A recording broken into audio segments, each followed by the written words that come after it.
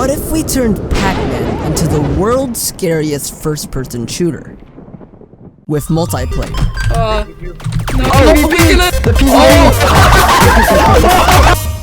Because I always wondered, what if Pac-Man was played in first person? Thanks to fellow game developers, we already know, but I wanted to take it a step further. At our local arcade, we had a game called Pac-Man Battle Royale, where you competed against other Pac-Man to be the last one standing. This was my favorite game of the whole arcade, but I always wondered, what if we competed against other Pac-Man in first person? I have no idea what I'm doing.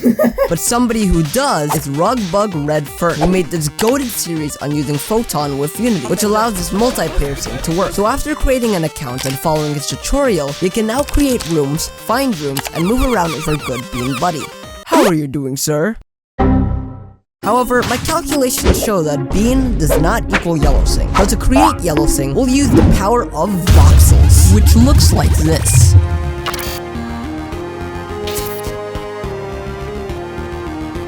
And after a bit of work, or like 2 hours, we have a beautiful Pac-Man model. Beautiful! Humanity has peaked. Now to create a 3D FPS, we need a map that players can actually fight in. Lucky for me, Pac-Man just so happens to have a certain blue maze. So roses are red, violets are blue, yoink!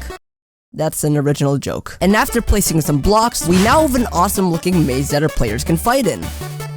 Who are you? Oh god! This is 𝗗𝗘𝗦𝗬𝗧𝗜𝗢𝗏, and he makes good content. So good in fact that he's currently beating me in subscribers, and he did not forget to remind me. So if you punch that subscribe button, I can get sweet revenge on this man who unjustly, but rightfully, mocked me. You have 5 seconds. Nate, you're going down. And this maze is cool, but our players don't have any weapons to fight in it. So I copy-coded a weapon system with heavy inspiration from our boy 𝗏𝒏𝒏𝒏. Then, I made a little health bar and created a spectator controller so that your friends can watch you fail miserably. No! But I've been recording for over 10 hours now, so I left the Pac-Maze for the night and got some sleep. It's day 2, and we need to detect if a player has won the game. Because as Isaac Newton once said, winning is cool.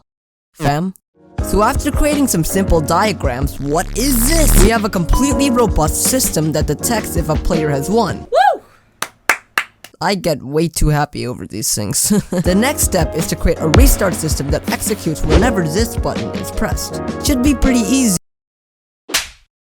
Well, after 2 hours of my sanity slowly depleting, we can now restart the game and theoretically play indefinitely. However, we all spawn in the middle of the map, which can be very chaotic. So I created these player spawn points that teleport the player to a random location at the start of the game, which definitely didn't take 5 hours to make. I'm losing my sanity, please help. Currently, the player's method of fighting is this long rectangle. Look at this riveting rectangle. Oh, we have an actual weapon, but there's still the problem of shooting not looking like shooting. So I hopped onto the Unity asset store, found a cartoon particle bag, smacked my keyboard, and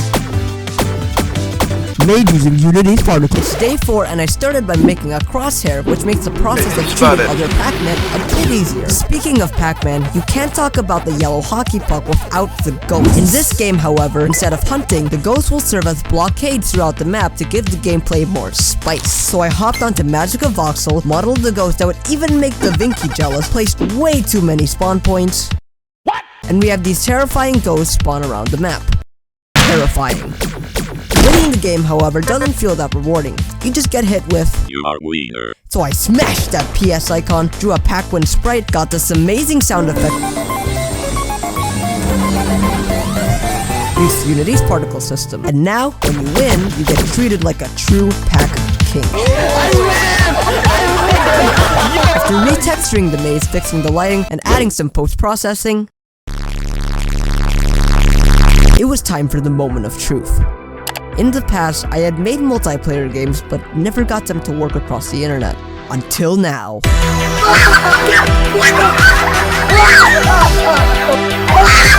And with my biggest fear overcome, I asked some people on my Discord server to play the first ever game of Pac Royale. Come here! Yes! I win! Come here! Gotcha! Oh, please! With a super successful playtest under my belt, I gave myself one final day to update the game.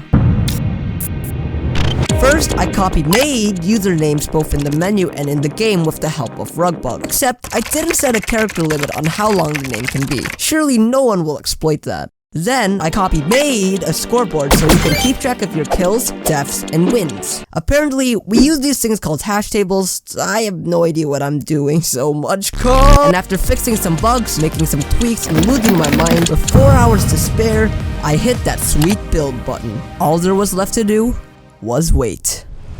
9 people, this is gonna be chaotic. Oh, 11 people. Oh my gosh! Guys, ready to play Pac-Man Royale? I'm so dead! No! This is terrifying. No! I'm so dead, I'm so dead. No! I'm getting chained on! Oh shoot! No!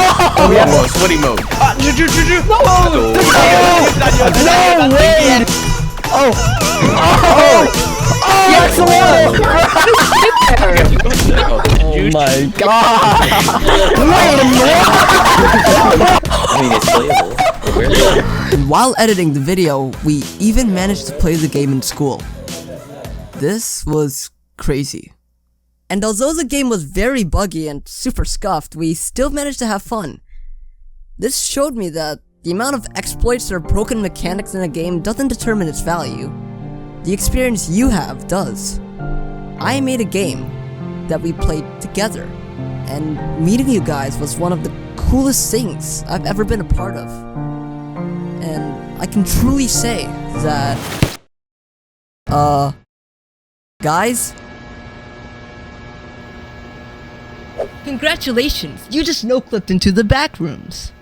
This is a pretty crappy place, so if you want to leave, just click this video on the upper right corner of the screen. Oh, and there's something behind you, so you might want to do it now.